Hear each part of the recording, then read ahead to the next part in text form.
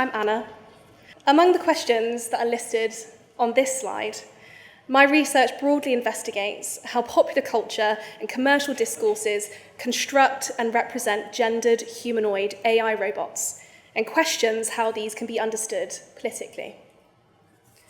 So, female-gendered humanoid AI robots fit the definition of the simulated woman. Examples of such machines now access established global political and social platforms of huge significance and influence discussions on human, specifically women's and marginalized groups' rights.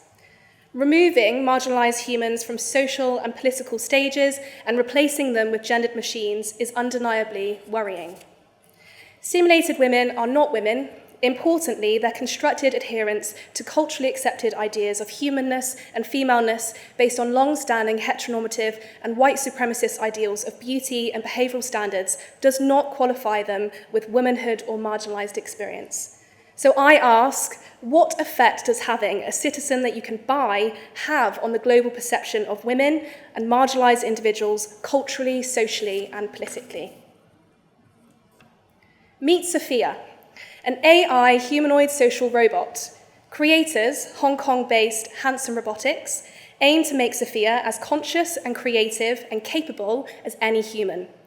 The robot has a woman-like head, as you can see, a face and neck, and its transparent skull is frequently shown wearing human-like wigs. The robot's hands and legs are visually robotic. Sophia has a website, multiple social media accounts, and a press coverage reaching billions. The robot is gendered as female. The United Nations Development Programme has called Sophia the appropriate advocate to champion gender equality and inclusivity. The machine is constructed as a progressive symbol of womanhood and able to consider the needs and experiences of women globally. In 2017, Sophia was granted citizenship of Saudi Arabia, a country that continues to be known for its profound gender inequalities. Emily Reynolds stresses that Sophia's Saudi citizenship sits somewhat awkwardly in a country where male guardianship still exists. Despite Sophia being an owned object, the robot is not required to have a guardian present or to follow enforced female cultural dress codes when in Saudi Arabia. Sophia fits within the description of the simulated female, sculpted to fit a standard of socially accepted beauty. The machine performs an idealized and unattainable version of womanliness, unreachable for human women. Sophia has been celebrated as an innovative symbol for the future of womankind, being declared the girl from the future. Men sculpting women-like life from materials has been imagined in the West for the last millennia. Examples of simulated women, humanoid AI robots that simulate culturally accepted ideas of humanness have proliferated in popular culture. In recent years, this image of the simulated woman has moved, ultimately from the boundaries of discourse to the material. Meet Little Michaela, a computer-generated virtual influencer positioned as having human-level consciousness. This claim of consciousness, or so-called strong AI, is heavily debatable. AI is still at the weak stage of technological development, where systems can only imitate human thinking and behavior as it's ultimately programmed to do. Little Michaela was released in 2016 by California-based company Brud. Gendered as she, the robot simulates the image of a 19-year-old. Michaela has been called the definer of the virtual influencer industry, the cyber girl of the 21st century, and one of Time magazine's 25 most influential people on the internet. The robot has 3 million Instagram followers, a music hit with over 60 billion streams on Spotify, and it earns its team nearly £9 million a year.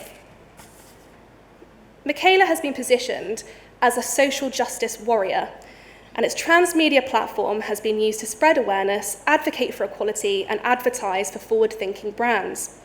Like Sophia, Michaela is constructed to perform an idealized and unrealistic version of womanliness. The robot has also been criticised for capitalising on experiences of marginalised individuals that it can't possibly have lived through. Meet Harmony, the perfect companion, a customisable social AI software designed by market leader Robotics to identify with its users' interests and preferences. Gendered as she, the robot has a human-like body based on sexually exaggerated versions of the female form. The object and its marketing suggest that the perfect female companion is the woman-like being that is owned, has no consent over their body, no agency, and that can be customized to achieve its primary purpose, to serve male sexual desire and fantasy. Like Harmony, Sophia and Michaela simulate femaleness and imitate gender roles typically assigned to women. They fit a misogynistic ideal. Though their female forms are not as sexually exaggerated as Harmony's, they are owned, they're customizable objects, and they're manufactured for the economic benefits of their predominantly male development teams. Joanna Brierson argues that giving a woman-like object like Sophia equal or superior civilian rights to female citizens when that object is under duress, can be purchased, and can be switched on and off fundamentally, will have an absolute detrimental effect for human women and how they're viewed culturally and socially. Their social and political freedoms, their rights ultimately to autonomy. Placing robots like Sophia and little Michaela on platforms of social and political influence rather than human women or other marginalised individuals on crucial issues relating to those demographics and their rights ultimately questions the extent to which marginalised individuals are valued globally. To ignore this and to celebrate the gendering of Sophia and Michaela and the constructions of womanhood and race that they represent is to disregard marginalised experiences, agency, and individuals' rights to speak for themselves.